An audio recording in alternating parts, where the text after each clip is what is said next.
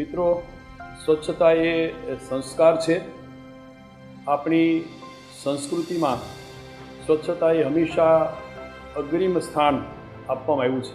આ વર્ષે પણ માનનીય પ્રધાનમંત્રી આદરણીય નરેન્દ્રભાઈ મોદીજીના માર્ગદર્શન હેઠળ દેશમાં સ્વચ્છતા હી સેવા એ ઉક્તિ સાથે અભિયાન 17મી સપ્ટેમ્બરથી શરૂ થવા જઈ રહ્યું છે. આ પ્રસંગે આપ સૌને મારી વિનંતી છે અને અપીલ પણ છે.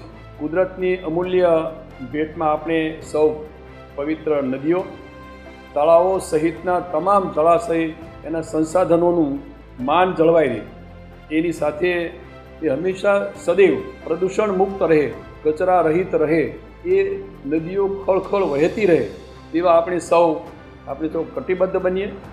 અને એ માત્ર એક દિવસ પૂરતું નહીં, પરંતુ સદૈવ આ જળવાઈ રહે એ માટે આપણે સૌ કટિબદ્ધ બનીએ.